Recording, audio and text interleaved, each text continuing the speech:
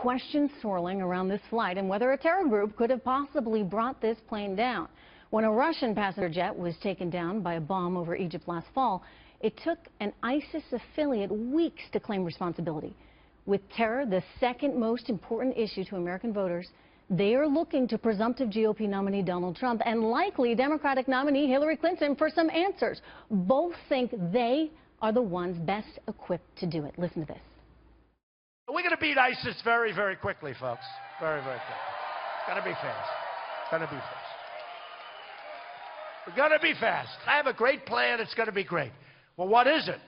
I'd rather not say I want to be unpredictable. Why would you announce that? Why do you announce that? Why do you tell the enemy that you're sending people over there and they now have a target on their back? His idea that he, quote, has a secret plan to get rid of ISIS that he's not going to tell anybody. I found it disturbing because as a senator from New York for 8 years, as Secretary of State for 4 years, I know that the stakes are high, that we face some real challenges and dangers in the world. Joining me right now, we have Dr. Sebastian Gorka. He's the chair of the military theory at Marine Corps University and author of Defeating Jihad, and Larry Korb. He's a senior fellow at the Center for American Progress and a former assistant defense secretary. Welcome to you both. Dr. Gorka, starting with you, what do you think Donald Trump's plan is to get rid of ISIS? Well, I'm not on his campaign staff. I did advise Mr. Trump last year on some national security issues. He's being a little bit cagey. He gave his first very big foreign policy speech just a couple of weeks ago. And there's one big difference about Mr. Trump. He actually believes we are at war and he wants to win and destroy the enemy. And that would be very, very refreshing, Trish, after the last 7 disastrous years. Yes, but at the same time, Larry, he strikes at times a very isolationist type of tone. In other words, saying we shouldn't be involved in these battles overseas in the Middle East, certainly not battles that we're not going to see through.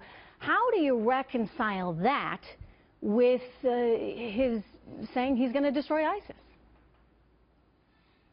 Well, I think that's the problem. He'll say one thing and then do something else.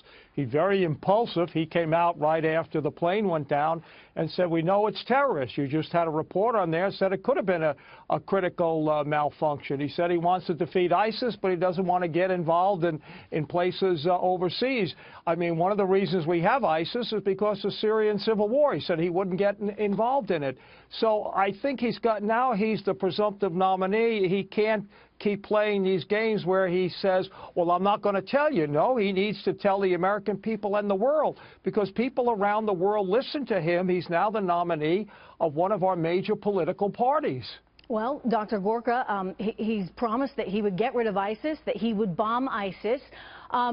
Is that enough in an environment such as we're living in right now, politically speaking, where people are hungry for details and they do want answers? And this is something Hillary Clinton is going to continue to harp on as we see this race play out.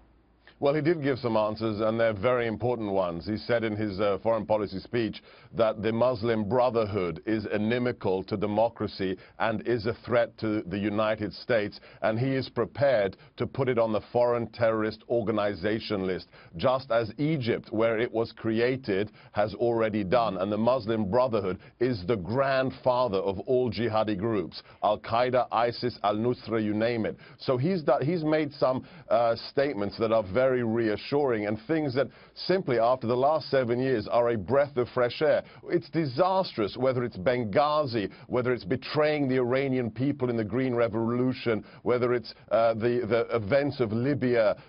You couldn't imagine a worse foreign policy than the last 7 years. Well, so whatever he does, I think it would be an improvement. Larry, I mean, that's the big challenge right now for Hillary Clinton. She has to live down being Secretary of State at a time when ISIS came to power. You look at the last 8 years, and I don't think anyone could say we are in a good state as far as our foreign affairs go.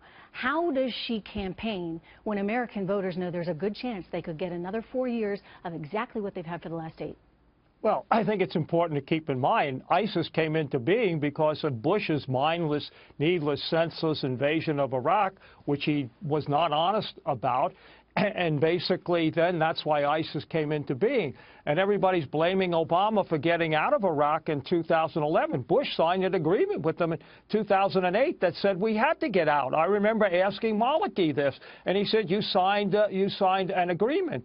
And basically that's what created this situation. Had we not done that, we wouldn't be having these problems today. You know, the challenge is you get into something, you got to see it through.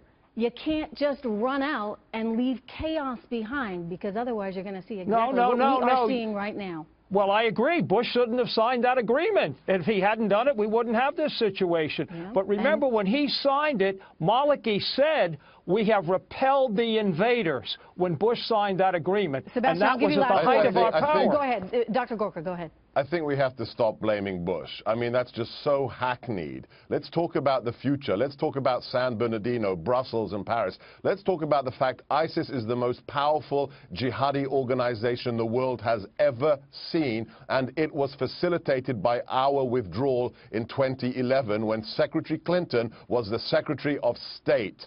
There would be no ISIS and no caliphate if we still had American troops in Iraq and President Obama hadn't pulled them out and Secretary Clinton hadn't supported that decision. That's the truth. Let's stop blaming gentlemen, Bush. Good to see you. Thank you Bush so signed much. the agreement. You still haven't come up with the fact. Why did Bush you. sign the agreement? I got to go.